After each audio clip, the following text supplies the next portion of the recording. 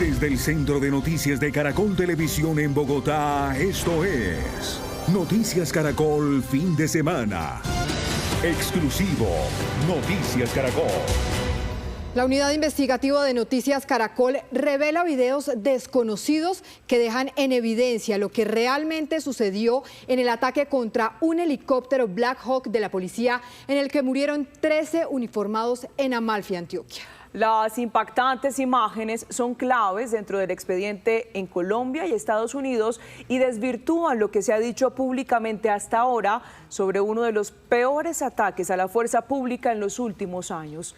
Exclusivo Noticias Caracol. Uno de los momentos más dramáticos en la guerra antinarcóticos quedó registrado en esta secuencia de video que revela Noticias Caracol.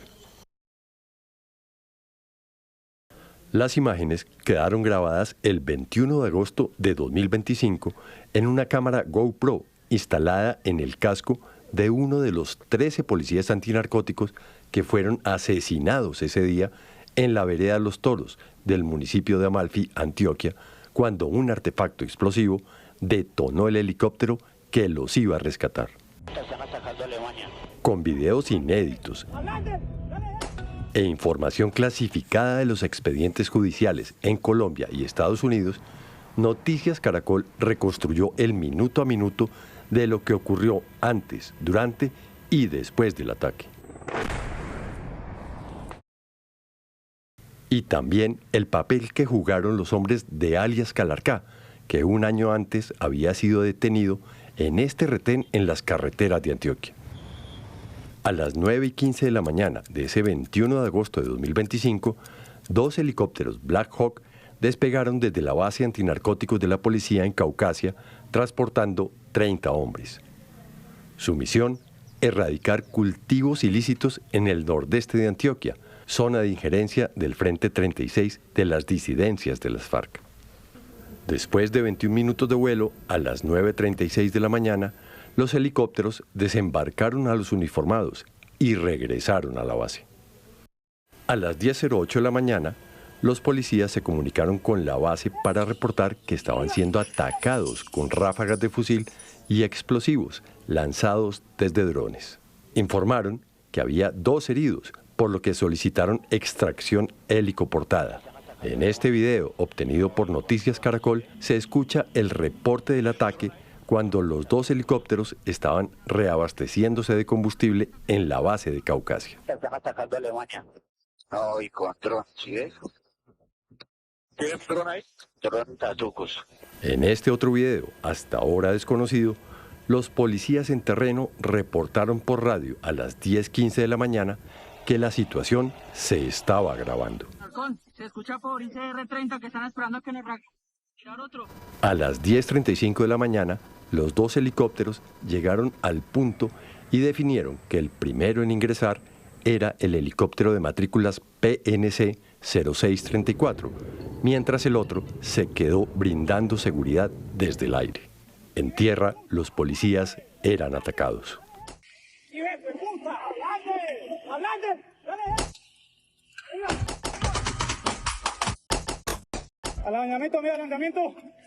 El ablandamiento que pedían desde tierra consistía en que el helicóptero utilizara las ametralladoras para ayudar a despejar la zona de los enemigos. La reacción no se hizo esperar y en el video se escuchó la respuesta del piloto del helicóptero, quien en la comunicación con el otro helicóptero alertó de la presencia de drones.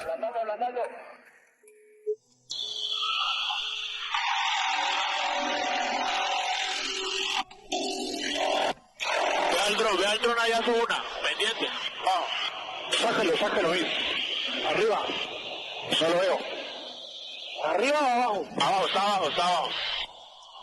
Mantengamos altura. Después de 9 minutos, a las 10:44, el helicóptero logró aterrizar. En las imágenes grabadas por la GoPro, se ve a los uniformados corriendo a abordar la aeronave. Al fondo se observa a un grupo de 8 policías y a Lester, un pastor belga antiexplosivos que acompañaba al grupo. Se apresuran para embarcar por la puerta derecha. Entre tanto, otros 5 policías corren hacia la puerta izquierda. El uniformado que que portaba una cámara GoPro, grabó cómo sus compañeros que iban adelante subieron al helicóptero. En ese momento, el policía que llevaba la GoPro giró la cabeza y la cámara grabó el segundo más impactante de la secuencia. Se ve un cilindro bomba que salió del suelo dejando una estela de humo. Su activación abrió un orificio y lanzó fragmentos de tierra por el aire antes de explotar y destruir el helicóptero. El ataque dejó 13 uniformados muertos y 4 más heridos. Por las condiciones climáticas y de seguridad, solo hasta la madrugada del día siguiente fue posible rescatar a los heridos y recuperar los cuerpos. Noticias Caracol conoció que 2 fuentes que colaboran con el FBI le contaron a los agentes que la zona donde aterrizó el helicóptero había sido plantada con cilindros bombas desde 2 años atrás por el Frente 36 de las disidencias de las FARC. Explicaron que a los dispositivos que activan los cilindros se les cambian las pilas una vez al año para garantizar su activación a control remoto. Por tratarse de un Black Hawk de propiedad del gobierno estadounidense, el Departamento de Estado ofreció una recompensa de $5 millones y el FBI inició una investigación conjunta con la Fiscalía colombiana. En su momento, el ministro de Defensa, Pedro Sánchez, ofreció $2.000 millones y reveló los nombres de algunos de los implicados. El cabecilla principal de esta estructura 36 es alias Chejo Alejandro, por alias Guaricho, que hace parte de esa estructura criminal, hasta $300 millones. Por alias Leo el Eléctrico, hasta $300 millones. Alias Chejo, al que se refirió el ministro de Defensa, es Óscar Cuadros, el comandante del Frente 36, quien fue uno de los jefes guerrilleros que siguió delinquiendo después de haber sido detenido en un retén del ejército junto al máximo jefe de las disidencias, alias Calarcá. Pero Chejo no fue el único de los presentes en esa caravana que luego participó del ataque al helicóptero. En el operativo del retén fue entregado al ICBF un menor de 17 años que hoy se sabe se reintegró inmediatamente a las filas de las disidencias. Según las fuentes que colaboran con el FBI, su alias es Steven y también habría participado de la activación del cilindro bomba contra el Black Hawk. Esta circunstancia causó preocupación en Estados Unidos y fue uno de los temas centrales de la visita que hizo esta semana la fiscal general Luz Adriana Camargo a ese país.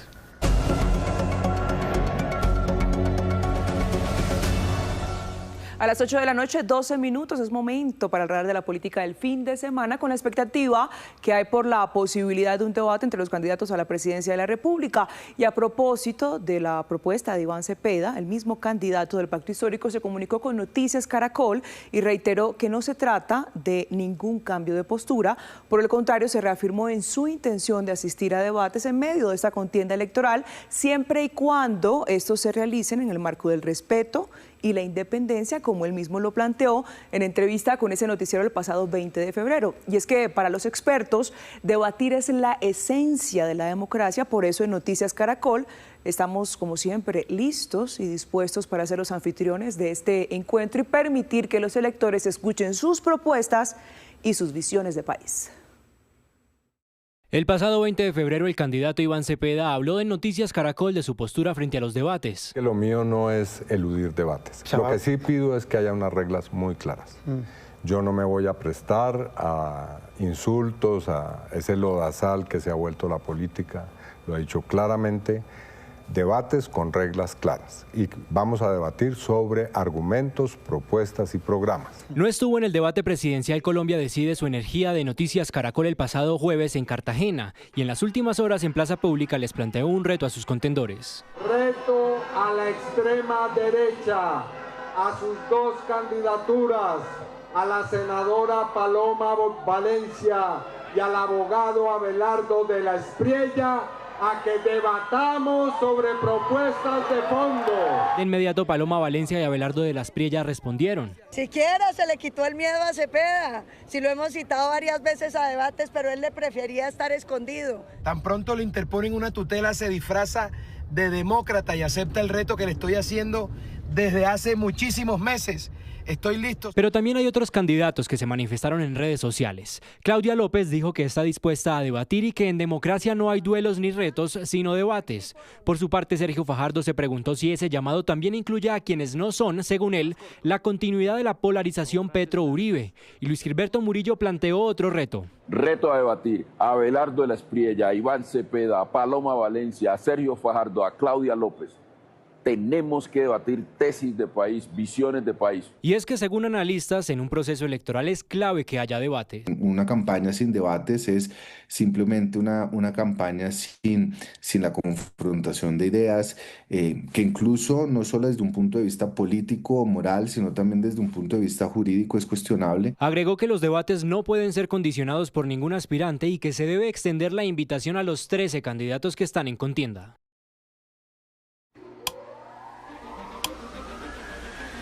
Después de recorrer kilómetros y kilómetros por carretera, alzamos vuelo y recorremos millas para llegar a cada rincón de Colombia. Porque cada voz cuenta, porque cada región tiene algo que decir.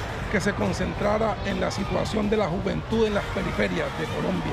Los colombianos expresan sus clamores, sus sueños, sus peticiones. Los pescadores estamos luchando y estamos en muchas necesidades. Un vuelo que cruza el cielo para recoger voces y llevarlos más alto. Sigan acordándose de la clase obrera menos favorecida. El avión Colombia en alianza con CLIC es más que un viaje.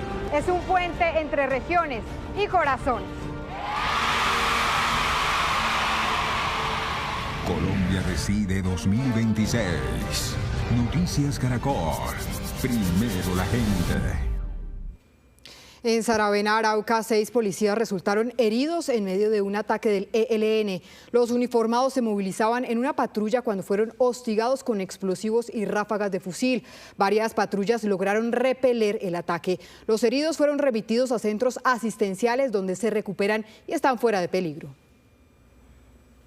Cerca de 75 familias de Briceño, Antioquia, han salido de sus viviendas en la zona rural por amenazas de las disidencias de las FARC que delinquen en la zona. A las amenazas se suman los enfrentamientos entre el Clan del Golfo y los criminales de alias Calarcá que provocaron el desplazamiento de más de un centenar de campesinos. La alcaldía decretó estado de contingencia tras la situación y decretaron toque de queda de 9:30 de la noche a 5:30 de la mañana. Y esta noche se rindió en Bogotá un homenaje a los 2 miembros de una producción de televisión que murieron en medio de un hecho de intolerancia, como lo confirmó la Policía Metropolitana. Los compañeros y amigos de Nicolás Perdomo y Henry Benavides encendieron velas en memoria de sus compañeros que fallecieron en medio del ataque. La SIJIN y la Fiscalía siguen en la investigación. Al parecer, el atacante, que tendría problemas psiquiátricos y de consumo, murió linchado. Hay 4 capturados.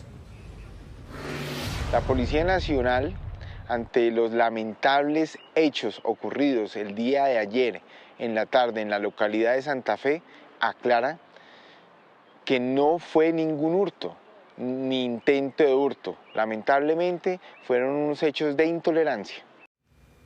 El 90% de Tunja está sin agua potable. Esto luego de que la línea principal del acueducto se dañara por cuenta de un derrumbe. Sus habitantes se han abastecido con los carrotanques que están recorriendo los diferentes barrios de la capital boyacense. Se espera que el servicio se reconecte el próximo martes. Las medidas de excepción se toman producto de esta coyuntura. No hay clase en el municipio. Ya las universidades se están uniendo, la Universidad Pedagógica y Tecnológica de Colombia, la más grande del municipio, ya también optó por las medidas temporales de no dar clase de forma presencial. El municipio y las entidades territoriales también optaron por la medida para evitar problemas sanitarios. El Ministerio de Salud confirmó el primer caso de viruela símica en su variante 1B. El contagio se registró en un hombre quien permanece bajo vigilancia médica en Antioquia. Según las autoridades, la confirmación se produjo tras las pruebas realizadas en el laboratorio del Instituto Nacional de Salud, lo que llevó a activar la vigilancia epidemiológica. Es importante dar a conocer a la comunidad en general que no tenemos un cambio en el nivel de riesgo en Colombia, es decir, no se ha detectado una transmisión comunitaria. Lo que tenemos es un caso que está haciendo seguimiento muy estricto, pero que en este momento pues hay que brindar también calma y que estamos desplegando todas las acciones que se necesitan. Noticias internacionales. En Luisiana, Estados Unidos, 8 niños fueron asesinados en un tiroteo que, según la policía, ocurrió tras un altercado doméstico. El atacante fue abatido. Las víctimas tenían entre 1 y 14 años. 2 personas más resultaron heridas. Según las autoridades, el crimen se cometió en 3 lugares diferentes de un mismo vecindario e investigan las causas. Y en otro hecho aislado, 3 estudiantes heridos dejó un tiroteo cerca de la Universidad de Iowa, en el norte del país. Y Estados Unidos incautó un buque de carga iraní que intentaba cruzar el Golfo de Omán. Según informó el presidente Donald Trump, la embarcación fue detenida por un destructor de la Armada estadounidense. Por su parte, Irán habría atacado 2 embarcaciones que cruzaban el estrecho de Hormuz. Según Trump, Irán y Estados Unidos iniciarían esta semana una nueva ronda de diálogos, aunque todavía no hay confirmación del régimen de los ayatolás. La tasa representativa del mercado que regirá mañana será de 3.593 pesos con 14 centavos. El petróleo de referencia Brent cerró la semana en $95 con 87 centavos por barril. El café bajó y mañana se estará comercializando a 2.160.000 pesos por carga en promedio en las principales cooperativas del país. Y con J Balvin terminamos. Esas fueron las noticias. Nos vemos a las 5:30 de la mañana en nuestra primera edición informativa. Ya vienen los informantes. Recuerden, somos Noticias Caracol, primero la gente. Feliz noche.